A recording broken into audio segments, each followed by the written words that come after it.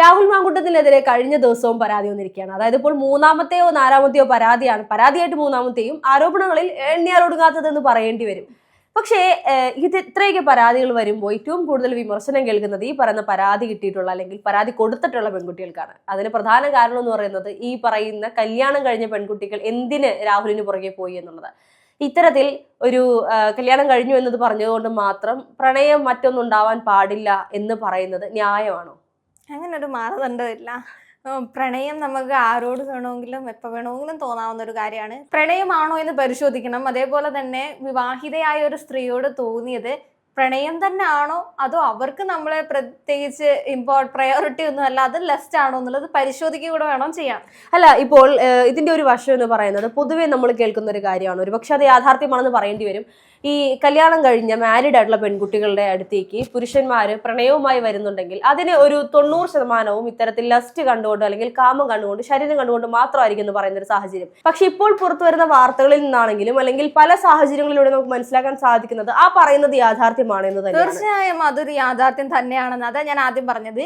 പ്രണയമാണോ അതായത് പെൺകുട്ടികൾക്ക് ഇപ്പോൾ രാഹുലിന്റെ കാര്യത്തിലാണെങ്കിൽ പോലും കൃത്യമായി നമുക്ക് മനസ്സിലാക്കാൻ സാധിക്കും ഈ പറയുന്ന പെൺകുട്ടികളുടെ കുടുംബത്തിലുള്ള പ്രശ്നങ്ങളെ കുറിച്ചും അല്ലെങ്കിൽ ഭർത്താവുമായി പലതരത്തിലുള്ള വഴക്കുകളിൽ നിൽക്കുന്ന സാഹചര്യത്തിലാണ് രാഹുലുമായി ബന്ധത്തിലാകുന്നത് അല്ലെങ്കിൽ സൗഹൃദത്തിൽ പോകുന്നതും പിന്നീട് പ്രണയത്തിലേക്ക് എത്തുന്ന ഒരു സാഹചര്യം. ഒരു വിവാഹ ജീവിതം അല്ലെങ്കിൽ ഒരു വിവാഹ ജീവിതത്തിലിരിക്കുന്ന ഡിവോഴ്സ് ആയിട്ടുള്ള സ്ത്രീകളാണ് അല്ലെങ്കിൽ ആ ഒരു ബന്ധമില്ല, സിംഗിൾ മദർ അങ്ങനെയാണെന്നുണ്ടെങ്കിൽ ചിലപ്പോൾ അവരെ വിവാഹ അല്ലെങ്കിൽ ജീവിതത്തിലേക്ക് ക്ഷണിക്കാനാണെന്ന് നമുക്ക് തോന്നാൻ പറ്റും. മറ്റൊന്ന് പറഞ്ഞു കഴിഞ്ഞാൽ ഏറ്റവും കൂടുതൽ നിങ്ങളുടെ വിവാഹ ജീവിതത്തിലെ പ്രശ്നങ്ങളായിരിക്കും അവിടെ ചർച്ച ചെയ്യുന്നത്. രാഹുൽ മാങ്കൂട്ടം കേസിന് അതിൽ ആ പെൺകുട്ടിയുടെ ജീവിതത്തിലെ വിവാഹ ജീവിതത്തിലെ പ്രശ്നങ്ങളാണ് ചർച്ച ചെയ്തു പോയത്.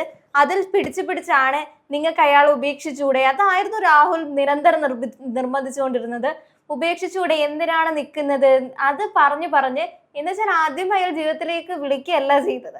ആ ജീവിത പ്രശ്നങ്ങൾ ചർച്ച ചെയ്യുന്നു, അതിനോടൊപ്പം തന്നെ രാഷ്ട്രീയം ചർച്ച ചെയ്യുന്നുണ്ടെന്ന് പറയുന്നത്, സാംസ്കാരിക പ്രശ്നങ്ങൾ, അങ്ങനെ ഒരുപാട് വിഷയങ്ങളെ പറ്റി അവർ ചർച്ച ചെയ്യുന്നുണ്ട്.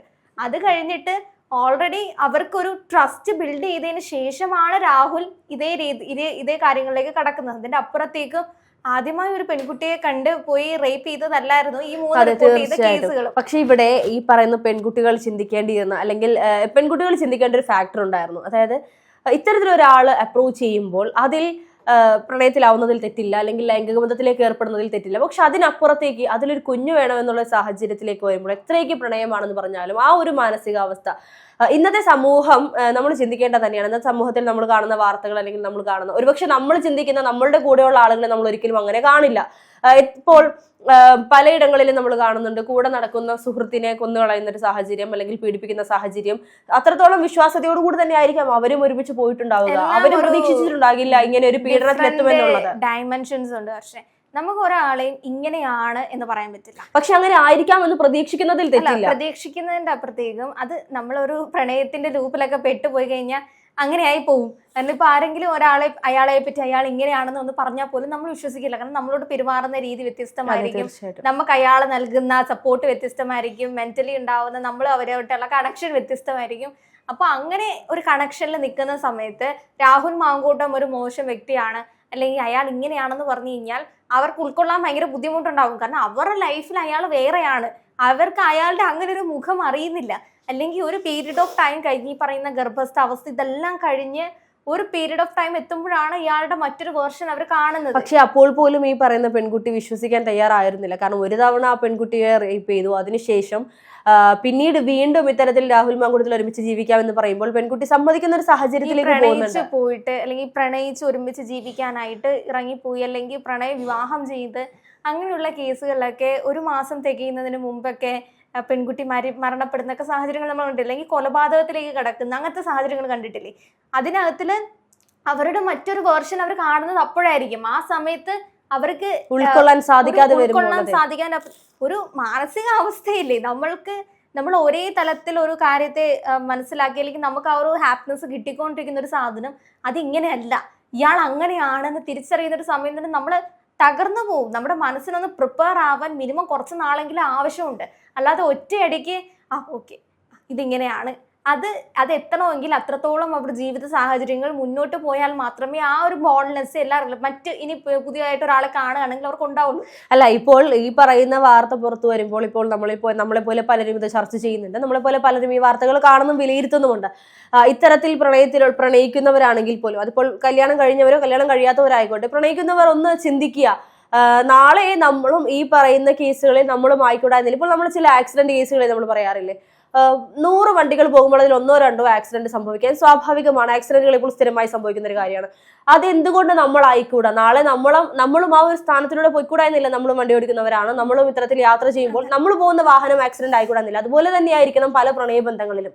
ഇന്നിപ്പോൾ വളരെയധികം സ്നേഹത്തോടെ പോയിരിക്കുന്ന പല ബന്ധങ്ങളും നാളെ മറ്റൊരു അവസ്ഥയിൽ ഈ പറയുന്ന പോലെ പ്രശ്നങ്ങൾ ഉണ്ടാകാനോ അല്ലെങ്കിൽ അതൊരു ആത്മഹത്യയിലേക്കോ മരണത്തിലേക്കോ കൊലപാതകത്തിലേക്കോ നയിക്കില്ല എന്നൊരിക്കലും ഉറപ്പ് പറയാൻ സാധിക്കില്ല. രാഹുൽ ഒരു ഗ്രീൻ ഫോറസ്റ്റ് ആയിരുന്നു പലർക്കും. അതെ, അങ്ങനെ ആയിക്കൊണ്ടിരിക്കുന്ന ആ സാഹചര്യത്തിലൂടെ കടന്നു പോയിട്ടുള്ള ആൾക്കാരും ഉണ്ടായിരിക്കാം. ആ ഗ്രീൻ ഫോറസ്റ്റിൽ നിന്ന് റെഡ് ഫ്ലാഗ് എത്തുന്നത് ഒരു ഗർഭത്തിന് ശേഷമാണ്. ഗർഭങ്ങൾക്ക് ശേഷമാണ് അയാൾ ഒരു റെഡ് ഫ്ലാഗ് ആയിട്ട് മാറുന്നതും. അയാളുടെ റെഡ് ഫ്ലാഗ് എന്ന് പറയുന്ന ഒരു ഭീകരാവസ്ഥയായിട്ടാണ് തോന്നുന്നത്. അങ്ങനെ ഒരാളുടെ ഒരു, അതായത് ഒരു എക്സ്ട്രീം ലവർ അല്ലെങ്കിൽ ഒരു എക്സ്ട്രീം ഒരു നല്ല ഒരു കാമുകനും എക്സ്ട്രീം ഒരു ഡെവിൾ ആയിട്ടുള്ള ഒരു വ്യക്തി, അതാണ് രാഹുൽ എന്ന് പറയുന്നത്. രാഹുലിന്റെ എല്ലാം എക്സ്ട്രീമാണ്. ഇപ്പോൾ ഈ പറയുന്ന ഒരു സമയം പലരും ന്യായീകരിക്കുന്നത് നമ്മൾ കേട്ടിരുന്നു. കഴിഞ്ഞ ദിവസമാണെന്ന് തോന്നുന്നു വേറൊരു വ്യക്തി ഇതേപോലെ പറഞ്ഞിരുന്നു. അദ്ദേഹം പറയുന്നത് പുരുഷന്മാരുടെ സെക്സ് എന്ന് പറയുന്നത് വൈഡും വൈൽഡുമാണ്. ഒരുപക്ഷെ രാഹുലിന് അങ്ങനെ ആയിരിക്കാം. അങ്ങനെ ന്യായീകരിക്കുന്ന ഒരു കൂട്ടം ആളുകൾ നമുക്ക് ചുറ്റും ഉണ്ട് എന്നുള്ളതാണ് യാഥാർത്ഥ്യം. അപ്പോൾ എന്തിനും ഒരു ന്യായീകരണം കണ്ടുപിടിക്കും. ന്യായീകരണം എന്നുള്ള അർത്ഥത്തിൽ നമ്മൾ നോക്കിയാൽ എല്ലാത്തിനും ന്യായീകരണം ഉണ്ടാവും എന്നുള്ളതാണ് വാസ്തവം. ഇപ്പോൾ രാഹുലിന്റെ കാര്യത്തിലാണെങ്കിലും എല്ലാം എക്സ്ട്രീമാണ്. സെക്സും എക്സ്ട്രീമാണ്, പ്രണയം എക്സ്ട്രീമാണ്. ഇപ്പൊ ഈ വിക്ടിംസിനോട് പോയി ചോദിച്ചു കഴിഞ്ഞാൽ അവരുടെ വിവാഹ ജീവിതവും ഫ്ലോപ്പ് ആയിരുന്നു. പ്രണയത്തെ പറ്റി ഒരു അഭിപ്രായം അവരോട് പോയി ചോദിച്ചു കഴിഞ്ഞാൽ അവരുടെ ട്രോമയായിരിക്കും ഒരു പക്ഷെ അവർക്ക്. വിവാഹ ജീവിതത്തിൽ ഇത്രത്തോളം ട്രോമകൾ സമ്മാനിച്ചു കാണത്തില്ല. പ്രണയ ജീവിതത്തിലാണ് ഇപ്പോ അതിന് സമാധാനമായി കിട്ടിയ പ്രണയത്തിലായിരിക്കണം ഇത്രയും വലിയൊരു. ഈ മൂന്നാമത്തെ ജീവിതത്തിലൊക്കെ ഭർത്താവിനെ ആലോചിച്ച് വിലപിക്കുന്ന ആൾക്കാരൊക്കെ ഉണ്ട്. അവരെ ഭർത്താവ് ഉപേക്ഷിച്ചു എന്ന് പറയുന്ന ആൾക്കാരുണ്ട്. അങ്ങനെ അയാളുടെ ഒരു അവസ്ഥയെ പറ്റി ആലോചിച്ച് വിഷമിക്കുന്ന ആൾക്കാരുണ്ട്. എല്ലാവരുടെയും അവസ്ഥ മോശം തന്നെയാണ്. അതിനകത്തിൽ ഏറ്റവും ബെറ്റർ ആയിട്ടുള്ളത് രാഹുൽ മാങ്കൂട്ടം മാത്രമേ ഉണ്ടായിരിക്കും. ആകെ നേട്ടമുണ്ടായത് രാഹുലിന്റെ തന്നെയാണ്. അതൊരു റിഗ്രറ്റ് തോന്നാത്ത അയാൾക്ക് മാത്രമായിരിക്കും. കാരണം അയാൾ അങ്ങനെയാണ് ഈ കാര്യങ്ങൾക്ക് പ്ലാൻ ചെയ്തത്. അതനുസരിച്ചാണ് അയാൾ ചെയ്തിട്ടുള്ളത്. അതിന്റെ അപ്പുറത്തേക്കും ഓപ്പോസിറ്റ് ആയിട്ട് അയാൾക്കൊരു കാര്യം ഉണ്ടായിട്ടില്ല. ചിലപ്പോൾ അയാളുടെ തുടക്കകാലത്ത് ഇത് അയാളുടെ ഒരു പീക്ക് ടൈമിലൊക്കെയാണ് ചെയ്തിട്ടുള്ള കാര്യങ്ങളാണ് ഇതൊക്കെ. ചിലപ്പോൾ ചെറുപ്പകാലത്തേക്ക് ഒരുപാട് റിജക്ഷൻസ് ഒക്കെ കിട്ടിയിട്ടുണ്ടായിരിക്കാം. അതായിരിക്കാം ഇയാളെ ഇങ്ങനെ ഒരു മനുഷ്യനാക്കിയൊക്കെ മാറ്റിയത്, ഈ ഒരു സ്വഭാവ രീതിയിലേക്ക് അയാളെ പരിവർത്തനപ്പെടുത്തിയത്. എന്തായാലും ഈ ഇത്തരം കേസുകൾ നമ്മൾ പഠിക്കാൻ ഒരുപാടുണ്ട്. എന്തിനാണ് ഇത് ചർച്ച ചെയ്യുന്നത്? രാഹുലിനെ വിറ്റ് കാശുണ്ടാക്കുകയാണോ എന്നല്ല. ഓരോ കേസുകളിലും പഠിക്കാനായിട്ട് ഒരുപാട് കാര്യങ്ങളുണ്ട്. ഓരോ ദിവസവും റിപ്പോർട്ട് ചെയ്യുന്ന കേസുകൾ എല്ലാം നമുക്ക് വെറുതെ പലരോടും പറയാൻ വേണ്ടിയിട്ടുള്ളതാണ്. ഈ പത്രത്തിൽ വരുന്ന ഓരോ വാർത്തയും വെറുതെ നിങ്ങൾക്ക് വായിച്ചു തള്ളാനോ അല്ലെങ്കിൽ എന്റർടൈൻമെന്റ് അല്ല. പീഡനങ്ങൾ എന്റർടൈൻമെന്റ് ആയിട്ട് പത്രത്തിൽ വായിക്കുന്ന ആൾക്കാരെ എനിക്കറിയാം. അത് അത് നിങ്ങൾക്ക് രസിക്കാൻ വേണ്ടിയിട്ട് എഴുതി വെച്ചിരിക്കുന്ന സാധനമല്ല. അതിനകത്തിൽ കുറെ അധികം അർത്ഥങ്ങളുണ്ട്. അല്ല, ഇത് വായിക്കുമ്പോൾ ചിന്തിക്കുക, നാളെ ഇവിടെ നമ്മൾ ആയിക്കൂടാ എന്നില്ല. നമ്മളും ഈ തരത്തിലുള്ള സാഹചര്യങ്ങളിലൂടെ പോകുന്നവരാണ്, നമുക്ക് സുഹൃത്തുക്കളുള്ളവരാണ്. നമ്മളും ഈ ഒരു സാഹചര്യത്തിലൂടെ പോവില്ല എന്നൊരിക്കലും നമുക്ക് ഉറപ്പ് പറയാൻ സാധിക്കില്ല. ഈ ഒരു വാർത്തകൾ കാണുമ്പോഴും ഈ ഒരു ചർച്ചകൾ കേൾക്കുമ്പോഴും ഇങ്ങനെയുള്ള വാർത്തകൾ ശ്രദ്ധയിൽപ്പെടുമ്പോഴും ചിന്തിക്കുക, നമ്മളും നമ്മുടെ കുടുംബത്തിലുള്ളവരും ഇത്തരത്തിലുള്ള ഒരു സിറ്റുവേഷനിലൂടെ കടന്നു പോകാതിരിക്കാൻ നമ്മൾ തന്നെ മുൻകരുതലുകൾ എടുക്കണം എന്നുള്ളത് തന്നെയാണ്.